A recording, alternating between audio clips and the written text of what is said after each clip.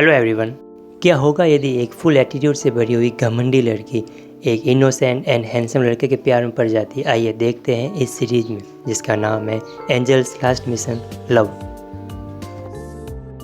Last episode हमने देखा था कि योन सियो का एक कार एक्सीडेंट हो जाता है जिसकी वजह से कार एक बीच से नीचे गिर रही होती है। तभी डैम वहाँ आता है, तब उस कार को वापस बीच पर ला कर रख देता है। तभी डैम को ये रियलाइज़ होता है कि उसे ऐसा नहीं करना चाहिए था क्योंकि ऐसा करना एंजल के नियमों के खिलाफ होता है। तभी वहाँ एक बिजली चमकती रहता है, वो गायब होकर वहाँ से गॉडफादर के पास पहुँच जाता है। तभी ब्रिज पर एक कार आकर रुकती रहता है, वहाँ से कांगू निकलता है। कांगू योन सियो का बचपन का दोस्त, फ्रेंड और उसका आशिक भी होता है जिसे वो हर हाल में पाना चाहता है। तभी वो योन सियो के पास जाता है, उसका हाथ पकड़ता था, उसे कहता है कि अब मैं आ गया हूँ, अब तुम्हें कुछ नहीं होगा, तथा वो एम्बुलेंस को कॉल करता तथा दोनों को एम्बुलेंस में डाल देता है। लेकिन योन सियो के मेंटर की ऑन द स्पॉट मौत हो जाती है। आगे के सीन में दिखाया जाता है कि डैन गॉडफादर से माफ़ी मांगता है कि उसने प्रकृति के बनाए हुए नियमों की अवहेलना की, लेकिन गॉडफादर उसे माफ़ नहीं करता है तथा उसे सजा के रूप में उसे मानव बनने का आदेश जारी करते हैं। उसे 100 दिन में अब एक अपना लास्ट मिशन पूरा करना होगा ताकि वो अपनी दुनिया में लौट सके, और उसका लास्ट मिशन होता है एक लड़की को उसके प्यार से मिलाना। आगे के सीन में दिखाया जाता है कि योन सियो की आंखों का ऑपरेशन होता है तथा उसकी आंखें वापस आ जाती है। योन सियो के मेंटर के मरने के बाद उसकी आंखें योन सियो को लगा दी जाती है। योन सियो जब अपने मेंटर के बारे में पूछती है तो कोई कुछ नहीं बोलता। तभी वो अपने मेंटर को ढूंढने के लिए रूम से बाहर आ जाती है। वहीं दूसरी तरफ दिखाया जाता है कि डैन मानव बनकर बहुत खुश है तथा अपने मिशन को पूरा करने के लिए लग जाता है। उसे एक गॉड का मैसेज प्राप्त होता है जिसमें लिखा होता है कि जिस लड़की को उसे उसका प्यार लौटाना है वो लड़की एक हॉस्पिटल में रूम नंबर 502 में एडमिट है। जब डैन हॉस्पिटल में पहुंचता है तो उसे पता चलता है कि जिस लड़की को उसका प्यार तलाशना है वो लड़की और कोई नहीं, योन सियो है। जब योन सियो डैन के पास से गुजरती है तो उसके दिल में प्यार की पहली घंटी बजती है जिसे वो समझ नहीं पाता। जब योन सियो को पता चलता है कि उसके मेंटर की मौत हो गई है तो पहले वो दुखी होती है तथा बाद में वो हंसने लगती है। योन सियो को हंसता हुआ देखकर सब कहते हैं कि इसे क्या हो गया, कहीं ये पागल तो नहीं हो गई। लेकिन योन सियो इसलिए हंस रही होती है क्योंकि उसका मेंटर चाहते थे कि वो हमेशा हंसती रहे, मुस्कुराती रहे। फिर योन सियो हॉस्पिटल से निकलती है तथा एक कार में बैठकर अपने घर पहुंच जाती है। घर पहुंचकर योन सियो अपने पेरेंट्स की तस्वीर हाथ में लेती है तथा उसे देखकर वो रोने लगती है क्योंकि वो अपने पेरेंट्स को बहुत मिस कर रही होती है।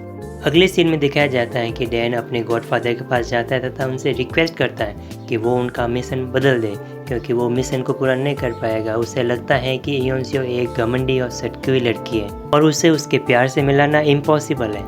लेकिन गॉडफादर उसकी कोई मदद नहीं करते तथा उसे टाइम पर मिशन पूरा करने की सलाह देकर वहाँ से गायब हो जाते हैं। वहीं दूसरी तरफ एक डॉक्टर योन सियो को बताती है कि उसे ट्रॉमा हो गया तथा उसे अकेले चलने में बहुत मुश्किल होगी, इसलिए वो अपने साथ किसी हेल्पर को रख ले ताकि वो जल्द से जल्द ठीक हो जाए।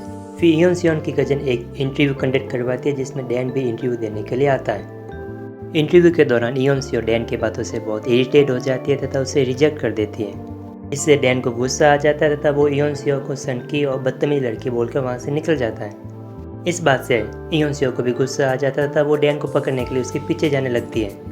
ये देख कर योन सियो की कजन सरप्राइज हो जाती है तथा वो योन सियो को बताती है कि तुम बिना सहारे भी चल पा रही हो।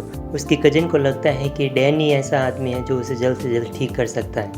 वो डैन के पीछे जाती है तथा उसे जॉब पर रख देती है। अगले दिन सुबह डैन जब सो रहा होता है तो योन सियो का कॉलिंग अलार्म बजता है क्योंकि योन सियो उसे बुला रही होती है। डैन जल्दी से जाकर योन सियो के रूम में जाता है जहाँ योन सियो डैन का वेट कर रही होती है। योन सियो डैन को लेकर अपने कराटे मास्टर के पास जाती है तथा उनसे बोलते हैं कि वो भी डैन को कराटे सिखाए। इसी तरह योन सियो और डैन दोनों साथ में रहते हैं और ऐसे कई दिन बीत जाते हैं। तो योन सियो जब नौकरों को डांट रही होती है तभी वहाँ बीच बचाव में डैन आ जाता है। डैन के इंटरफेयर से योन सियो को भी गुस्सा आ जाता था, वो बोलते हैं कि अब पूरी सफाई डैन करेगा। डैन को सफाई करते करते शाम हो जाती है तथा शाम को जब बारिश आती है तो उसके दोनों विंग्स बाहर निकल जाते हैं जिसे वो चाकर भी अंदर नहीं डाल पाता। तभी डैन को योन सियो का कॉल आता है तब वो उसे बुला रही होती है, लेकिन डैन अपने विंग्स की वजह से उसके सामने जा नहीं पाता तब वो एक रूम में जाकर छुप जाता है। योन सियो डैन को ढूंढते हुए उस रूम की तरफ आ जाती है तब जैसे वो दरवाजा खोलने वाली होती है तभी उसे एक आवाज़ सुनाई देती है।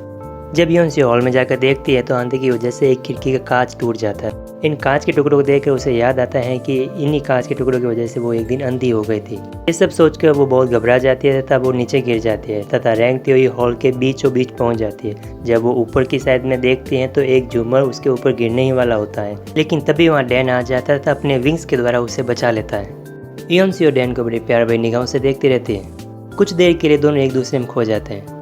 आज के लिए बस इतने। अगले एपिसोड हम देखेंगे कैसे होती है इनके प्यार की पहली fight, first fight of first love.